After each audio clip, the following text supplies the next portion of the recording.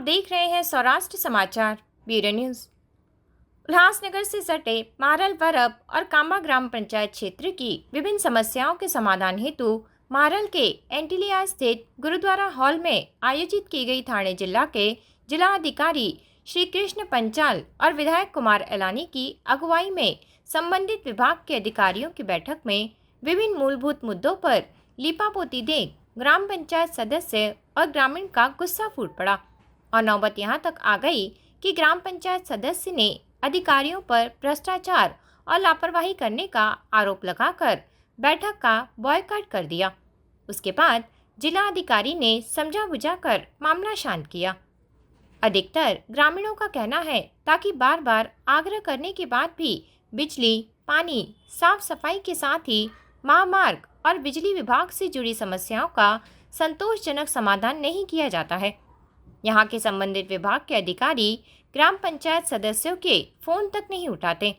जिलाधिकारी श्री कृष्ण पंचाल द्वारा विभिन्न मुद्दों पर चर्चा की और उपस्थित अधिकारियों को जरूरी दिशा निर्देश दिए और समस्याओं का समाधान किए जाने और क्षेत्र की बढ़ती जनसंख्या को देखते हुए नया पुलिस स्टेशन निर्माण किए जाने की पहल करने का उपस्थित ग्रामीणों का आश्वासन दिया। इस बैठक में विधायक कुमार एलानी, जिला अधिकारी श्री कृष्ण पंचाल के साथ ही तहसीलदार, प्रांत कार्यालय, पुलिस विभाग, बिजली विभाग, महामार्ग विभाग के साथ ही मारल वरब और कांबा ग्राम पंचायत के सदस्य, ग्रामीण और पत्रकार उपस्थित थे। मागच्या काही दिवसांपासून ग्रामपंचायत मरळ, वरब, कांबा या 3 ग्रामपंचायतीची काही निवेदन आली होती आणि इथले सन्माननीय स्थानिक आमदार यांचाही त्याबाबत पाठपुरावा चालू होता आणि त्या अनुषंगानं एक बैठक इथं आयोजित करावी असं इथली सगळ्यांची मागणी होती। त्या अनुषंगानं सन्माननीय आमदार महोदय, जिल्हा परिषदचे मुख्य कार्यकारी अधिकारी, उपविभाग अधिकारी, तहसीलदार आणि सगळे इथले लाईन डिपार्टमेंट्स असतील, MGP, MPCB, जिल्हा परिषदचे सगळे विभाग, स्टेटचे काही विभाग, अशा पद्धतीनं इथे बैठक घेण्यात आली। यामध्ये निवेदनामध्ये त्यांचे जे मुद्दे होते त्या मुद्द्यांवरती काही चर्चा करण्यात आली। काही मुद्द्यांमध्ये एकापेक्षा जास्त विभागांचा समावेश होता, तर त्या अनुषंगाने त्याबाबत चर्चा करण्यात इथे आल्यानंतर समस्यांबद्दल मला यापूर्वी चर्चा झाली होती आणि या भागामध्ये मी कधी जाताना येताना पाहिल्या होत्या की इथे काही नागरी मूलभूत सुविधा आणि समस्या आहेत।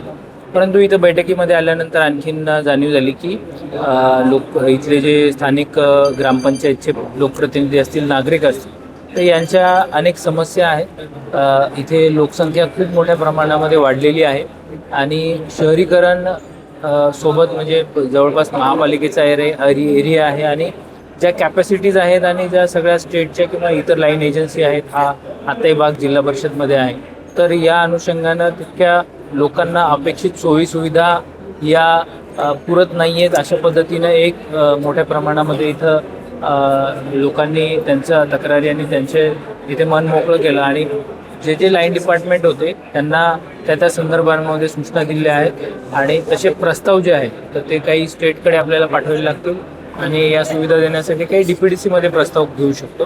त्या पद्धतीनं सन्माननीय आमदार महोदयांनी DCM साहेबांचेही रिमार्क्स आणि काही पत्रांवरती घेतलेले आहेत। तर आता 8-10 दिवसांमध्ये DPDCची बैठक होईल, त्यामध्ये प्रस्ताव ठेवण्यात येतील आणि त्याला मान्यता देण्यासाठी प्रशासनातर्फे देखील प्रयत्न करण्यात येतील। उल्हास नदीमध्ये जो ठाण्यामध्ये वांगणीपासून प्रवास सुरू होतो आणि अगोदर आज काही इथे मला वाटते नदीच्या अभ्यासक आणि पर्यावरण प्रेमी पण होते, त्यांनी काही मुद्दे आणखी सविस्तरपणे इथे मांडले आणि या अनुषंगाने हायकोर्टमध्ये ऑलरेडी एक याचिका आहे ज्यामध्ये जे बदलापूर नगरपालिकेचं पाणी आहे ते उल्हास नदीमध्ये सोडण्यात येऊ नये अशा पद्धतीची याचिका एक दाखल झाली होती। हायकोर्टाने काही टाईमलाईन टाकून दिलेले आहेत ज्या अंतर्गत नगरपालिकेने अनट्रीटेड जे वॉटर आहे तर ते 0वरती म्हणजे पूर्णपणे थांबवावं अशा पद्धतीच्या हायकोर्टच्या सूचना आहेत।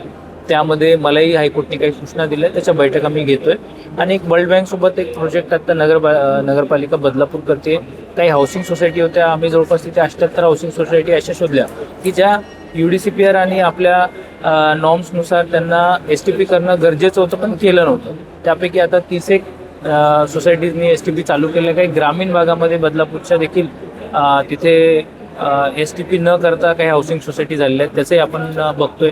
तर अशा पद्धतीनं तिथला भाग झाला आणि त्यानंतरचा जो पुढचा भाग आहे तर त्या बाबतीमध्ये देखील जो डिस्चार्ज आहे तो अनट्रीटेड डिस्चार्ज जो आहे तो जायला नको, त्या पद्धतीचा जे संबंधित यंत्रणा असतील त्याबाबत आपण सूचना देतोय. आता नुकत्याच सुप्रीम कोर्टाने एक गाईडलाईन दिली आहे, 1 वर्षाचा कालावधी त्याच्यामध्ये दिला आहे की जे डम्पिंग होते वेस्टची तर ती थांबवण्यासाठी प्रत्येक स्थानिक प्राधिकरणानं नियोजन करायला सांगितलेलं आहे आणि त्यामध्ये कमिटी सुप्रीम कोर्टाने गठीत केली आहे. त्यामध्ये देखील जिल्हाधिकाऱ्यांना अध्यक्ष केलेलं आहे आणि त्यामध्ये सगळ्या महापालिका नगरपालिका वगैरे आहेत, तर त्याचं नियोजन बघावं आणि त्याचा रिपोर्ट शासनाला 1 महिन्याला द्यावा अशा पद्धतीच्या सूचना आहेत. आपल्याकडे इथे ग्रामपंचायत आहे, तर दोन्ही महापालिका उल्हासनगर, कल्याण, डोंबिवलीला आणि एक MMRDAचं सुद्धा इथे एक नियोजन चालू आहे. त्या पद्धतीचं आपण त्यांना सोबत घेऊन नियोजन कचऱ्याच्या बाबतीत आणि सांडपाण्याच्या बाबतीत करतो. सर, आपण जर बघितलं ग्रामस्थांनी काही प्रश्न उपस्थित केले, अधिकाऱ्यांचं योग्य उत्तर न मिळाल्याने काही ग्रामस्थांनी नाराजगी व्यक्त केली. इथे अनेक विषय जे आहेत तर ते समन्वयानं सोडवणं गरजेचं असतं. काही ठिकाणी 2-3 विभागांनी एकत्र येऊन काम केल्यानंतर तो विषय सुटू शकतो. जरी एक विभाग डिलिव्हरी देत असेल पण 2-3 विभागाचं सहकार्य गरजेचं असतं आणि त्या अनुषंगानं मी इथं आज हे क्लिअर केलेलं आहे की यामध्ये समन्वय वाढवणं गरजेचं आहे आणि त्यांची गावकऱ्यांची जी नाराजी होती तर काही गोष्टींवरती या प्रमुख मुद्द्यावर नाराजी होती की समन्वय जे आहे ते यंत्रणांमधलं वाढवणं आवश्यक आहे आणि काही ज्या फॅसिलिटी वाढायला पाहिजे होत्या, म्हणजे आता हा ग्रामीण भाग होता, आज आपण शहरासारखाच भाग झालेला आहे. ग्रामपंचायत जरी असतील तर एखाद्या शहरच आहे, शहरासारखीच इथे सगळ्या गोष्टी आहेत, तर त्या अनुषंगाने इथल्या इलेक्ट्रिसिटीच्या असतील किंवा इतर ज्या MSEBच्या असतील, इतर सर्व विभागाच्या त्या सुविधा त्या प्रमाणामध्ये वाढल्या नाही. त्या अनुषंगानं त्यांनी काही विभागांवरती त्यांची नाराजी दर्शवली. त्यामध्ये विभागामध्ये जे अधिकारी कर्मचारी आहेत त्यांनी त्यांचं काम व्यवस्थित करणं गरजेचं आहे. जिथं विभागाची स्ट्रेंथनिंग होणं गरजेचं आहे इन्फ्रास्ट्रक्चरच्या बाबतीमध्ये किंवा मॅनपॉवरच्या बाबतीमध्ये, त्या सूचना मी दिलेल्या आहेत. या प्रकारे आढावा बैठक अजून कुठं घेणार आहे? नाही, आता हा ॲक्च्युली बऱ्याच दिवसापासून माझ्याकडे विषय येत होता आणि ॲक्च्युली आम्ही सुरुवातीला आल्यानंतर थोडासा मारळपर्यंत जाऊन पण मी परत आलो होतो. मुख्य उद्देश हाच होता की इथं आल्यानंतर इथलं ॲक्च्युअल सिच्युएशन काय, इथल्या अडचणी काय त्या समजून घ्याव्या. या पद्धतीनं शहापूरमध्ये पण आपण वेगळ्या प्रकारचं काही घोंगडी बैठका असतील त्या चालू केलेल्या आहेत. शहापूरमध्ये सर्वप्रथम याचा प्रयोग करण्यात आला आणि जिल्ह्यामध्ये आपण करतोय, परंतु जी गावं असतील तिथं तो प्रयोग आणि इथे लोकांसोबत ज्या ग्रामपंचायती जे नवीन शहराच्या जवळ आलेल्या ग्रामपंचायती मुख्यत्वे आहेत त्यांचे प्रश्न थोडे वेगळ्याने हाताळणं, त्यांच्यासाठी नियोजन करणं गरजेचं, एक जिल्ह्याचं नियोजन देखील असणं आवश्यक आहे. त्या पद्धतीने आज बैठक आयोजित केली. सर, कल्याण नेक्स्ट म्हणून या परिसराचा विचार केला जातोय, पण इथं मैदानं, उद्यानं आणि भाजीपाला मार्केट वगैरे रुग्णालय साध्या सुविधा नाही आहेत, तर त्याच्या डेव्हलपमेंटसाठी तुम्ही काय करता? आज सर्वप्रथम मी सर्व ज्या जागा आहेत तर शासकीय जागा त्या आयडेंटिफाय करून डिमार्केट करायला सांगितलेल्या आहेत आणि ज्या जागांची आवश्यकता ग्रामपंचायत किंवा इतर एजन्सीला आहे त्या तात्काळ उपलब्ध करून देण्याकरिता प्रस्ताव सादर करण्यासाठी सांगितलेलं आहे. 1 महिन्यामध्ये ते प्रस्ताव सांगितलेले आहेत. PHCची देखील कांब्याला मागणी आहे, ते सबसेंटर आहे त्यालाही जागा नाही आहे, तर सबसेंटरला जागा उपलब्ध करून देणे आणि PHCसाठी तिथे अपग्रेडेशनचा प्रस्ताव पाठवणे असं मी आज इथं सूचना दिलेल्या आहेत. त्यासोबतच गार्डन, त्याच्यानंतर ज्या अम्युनिटीसाठी स्मशानभूमीसाठी जागा, तर या सगळ्या ज्या जागा आहेत एकंदरीत जागा ज्या उपलब्ध आहेत त्या ज्या अतिक्रमण नाही आहे अशा लगेच तात्काळ उपलब्ध करून देणे आणि काही ठिकाणी निवासी प्रयोजनाचं अतिक्रमण सोडून जे काय असेल तर ते काढून त्या ग्रामपंचायतीला देण्याबाबत मी सूचना दिलेल्या आहेत. एकंदरीत आपल्या ठाणे जिल्ह्याचं वेगवेगळं नियोजन आहे, महापालिकांचं काही आहे, नगरपालिकांचं, पण सद्यस्थितीमध्ये पाणी जपून वापरण्यासाठी आणि त्या स्थानिक प्राधिकरणानं नियोजन केलेलं आहे. पाण्याचा तुटवडा नागरिकांना भासून यासाठी नियोजन झालेलं आहे आणि एल निनो यावर्षी आहे त्यामुळं थोडासा पाऊस उशिरा येतो, परंतु त्या पद्धतीचा आपण काही उपाययोजना यासाठी राबवली.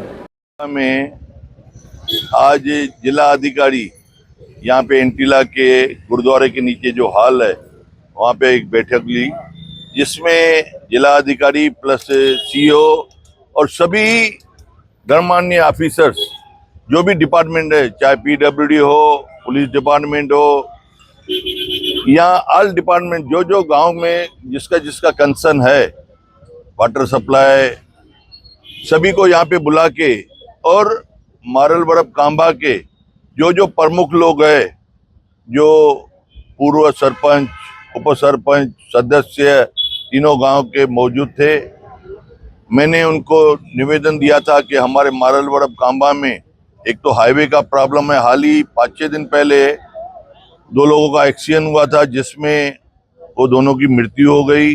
तो हाईवे का जो रोड है उसमें जो डिवाइडर्स है बीच में काफी जगह पे नहीं लगा हुआ है, कहाँ मेरे जो हाल है चारों तरफ से। तो आज वो डिवाइडर कंप्लीट होना चाहिए, या मट्टी जो डिवाइडर के आसपास में पड़ी है वो उठनी चाहिए। आज मारल से लेके कांबा तक लाइट का प्रोविजन नहीं है, तो हमने मांगनी की थी, वो भी साहब को आज यहाँ पे बता दिया कि हमने ऐसा सा मारल बरब कांबा के लिए लाइट मांगा है। प्लस ब्रेकर्स जो आज मारल को टर्न होता है, या डी मार्ट है, या और जो मारल पारा को रोड जाता है, वरब को रोड जाता है, कांबा को रोड जाता है, उसमें जहाँ पे भी टर्निंग है वहाँ पे मार्किंग होनी चाहिए, डिवाइडर्स होने चाहिए, कलरिंग लगनी चाहिए। जिस तरीके से हाईवे पे रहते हैं, और गाड़ी की स्पीड भी लिमिट में होनी चाहिए, क्योंकि ये गांव से आदमी जब भी निकलता है तो उसको मालूम नहीं रहता था कि जो एक प्रैक्टिस रहती है आदमी की निकलने के बाद रोड पे, तो सीधा गाड़ी आ जाती है और सामने से गाड़ी आके स्पीड में उड़ा की जाती है। काफी सारे एक्सीडेंट हुए थे। और उसके अलावा वाटर सप्लाई, पानी का जो प्रॉब्लम, इन सारी मांगों को लेकर के आप लोगों ने जिलाधिकारी को निवेदन दिया है। जिलाधिकारी ने आप लोगों को क्या आश्वासन दिया है? देखिए, हर चीज पे उन्होंने आश्वासन दिया है। जैसा कि हाईवे का प्रॉब्लम है, तो हाईवे की ज्योति मैडम आई थी यहाँ पे, उनको जो निवेदन था हमारा, उनको बताया कि ये हाईवे का जो भी कार्य है वो इमीडिएटली पूरा करके दीजिए। एमएससीबी का जो कार्य है, आज वो 95 लाख का बजट था, उन्होंने कहा कि आने वाले डीपीडीसी के मीटिंग में मैं सैंक्शन करके दूंगा। उसके बाद में उन्होंने कहा कि इसका बिल कौन भरेगा, तो ग्राम पंचायत तीनों ने कहा कि इसका बोझा हम नहीं उठाएंगे, वो हाईवे को उठाना चाहिए। उसने भी बोला उसका मैं सॉल्यूशन निकालता हूं। आज ग्राम पंचायतों की स्कूल की कंडीशन बरोबर नहीं है, ग्राम पंचायत को तीनों गांव में पुलिस स्टेशन नहीं है, तीनों गांव को हॉस्पिटल नहीं है।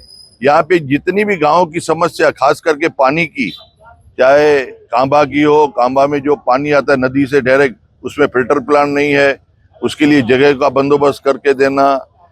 और जितने भी हमारे 25 पॉइंट थे उनका सबका उन्होंने अच्छी तरह से सुना, उसको लिखत में भी दिया है। आने वाले समय में मुझे पूरा विश्वास है 5-5, 10-10, 15 करके ये पूरी की पूरी समस्याएं कलेक्टर साहब दूर करेंगे। उन्होंने सबको निवेदन भी दिया, आदेश भी दिया कि जो भी आमदार के कार्य है, यहाँ सभी लोगों ने जो उनको शिकायतें की है वो सब पूरी होगी, ऐसा मुझे पूरा विश्वास है। और आने वाले समय में हम 4-5-6 महीने आफ्टर मानसून उनको वापस बुलाएंगे, और कौन से काम हुए, कौन से काम नहीं हुए, वो पब्लिक के सामने लाएंगे, तीनों गांव के सामने लाएंगे। नाराजगीचा विषय एकच नाही, जर तुम्ही सगळे म्हणजे जेवढे प्रशासनाचे अधिकारी आहेत ते तुम्ही जर सगळे बोलवलेत, तर माझं एकच म्हणणं आहे, गोंधळ तर होणार आहे, कारण की प्रत्येकाचा विषय अल्लक आहे, आणि तुम्ही जर एका दिवसात पूर्ण विषय जर मांडायला घेतले तर हे शक्य नाही आहे। कारण का की म्हाळगावची समस्या किंवा म्हाळा बरब कांब्याची समस्या असो, एक समस्या नाही, कचऱ्याची आहे, लाईटीची आहे, पाण्याची आहे। आमच्या गावात तर तुम्ही जर कोणी पाहुणा आलं तर टॉयलेट बाथरूम तुम्हाला कुठेच दिसणार नाही ओपनली, म्हणजे जर 4 पाहुणे जर घरात आले तर त्या माणसांना सुद्धा लघवीला सुद्धा बेडरूममध्ये किंवा हॉल किचनमध्ये जावं लागतं, अशी परिस्थिती आहे म्हाळगावची। आज आमच्या गावातला नाला, म्हाळगावचा नाला वरून येतो 12 फुटाचा, आणि इथं रिजन्सी आणि ठारवानीनं जागा न दिल्यामुळं तो पुढं फक्त 2 फुटाचा होतो। आज विचार करायची गोष्ट आहे, 12 फुटाचा नाला वरून येतो गावामधनं, आणि इथं एवढा मोठा हायवे झाला, तिथं तुम्ही 2 फुटाचा नाला देताय। याविषयी बोलायला गेलं तर तुम्ही विषय मांडा, याच्यावर आम्ही चर्चा करू, मग तुम्ही येता कशाला? चर्चा याच्यावर निष्पन्न करा, याला काहीतरी याच्यातून मार्ग काढा, अशी माझी एक इच्छा होती। दुसरी गोष्ट, कचऱ्याची गोष्ट झाली। आज खासदार साहेबांनी, खासदार डॉक्टर श्रीकांत शिंदे साहेबांनी बदलापूर अंबरनाथच्या मध्ये एवढा मोठा प्लांट तयार केलेला आहे घनकचरा व्यवस्थापनाचा। माझं एवढं सांगणं होतं का तिथं जर रोज 600 टन कचरा जर त्याची विल्हेवाट लावल्या जात असेल तर म्हाळा बरब कांब्याची किती असेल? पर डे 550 टन ते 100 टन दिवसाला। तिथं तुम्ही प्रयत्न करा ना, याची जागा उपलब्ध करू, याचे पाठपुरावा करू, याचा प्रयत्न करू. खासदार साहेब कोणाचे आपलेच आहेत ना. त्यांना जर आपण सविस्तर सांगितलं आणि त्यांना जर ते मान्य केलं तर आपल्याला एवढं पत्रव्यवहार करण्याची गरज नाही. आज बैठक होती, मग बैठकीत तुमची नाराजगी येऊन तुम्ही नाराजगी माझी कुठलीही नाही. नाराजगी फक्त एकच आहे का जे कोणी अधिकारी, कोणी जरी ग्रामपंचायतचा कर्मचारी असो किंवा ग्रामपंचायतचे म्हणजे जनता असो, कोणी बोलायला गेलं तर तुम्ही शांत बसा. आता दुसरा विषय घेऊ. एक विषय एका दिवसात निकाली काढता येणार नाही. जेवढे विषय तेवढे एका दिवसात निकाली काढता येणार नाही. याच्यासाठी प्रत्येक विभागाचा अधिकारी एक दिवस पाहिजे की प्रत्येक समस्या. आज MSCBची काय हालत आहे आमची, जा माळगावमध्ये दिवसाला कमीत कमी 6 तास लाईट आहे, 6 तास लाईट नाही आहे. आम्ही अधिकाऱ्यांना फोन करा काय तुम्हाला पटतं, रात्री 12 वाजता फोन करतात. 4 अधिकारी आहेत, कर्मचारी 4 MSCBचे. जिल्हाधिकाऱ्यांना तुम्ही तुमच्या भावना मांडू. आम्ही भावना मांडल्यात साहेब. माझा नक्कीच भावनेचा विचार कदर करतील. मी माझी स्वतःची भावना नाही मांडली. माझी मिसेस ग्रामपंचायत सदस्य याचे आम्हाला दुःख सहन करावं लागते. जनतेचे आम्हाला प्रॉब्लेम सॉल्व्ह करावं लागतात, बोलणं ऐकावं लागतं. म्हणून मी माझी भावना मांडली. साहेब त्याच्यावर नक्कीच निर्णय देतील असं मला त्यांच्याकडनं अपेक्षा आहे. ऐसी ही ताज़ा तरीन खबरों के लिए कृपया हमारे चैनल को लाइक, शेयर और सब्सक्राइब करिए और आसपास की खबरों और अपने सामाजिक, सांस्कृतिक, शैक्षणिक और व्यापारिक प्रतिष्ठानों के प्रचार प्रसार हेतु मोबाइल नंबर 7208492241 ऐप 9321652352 पर संपर्क करिए और देखते रहिए ब्यूरो न्यूज़ सौराष्ट्र समाचार।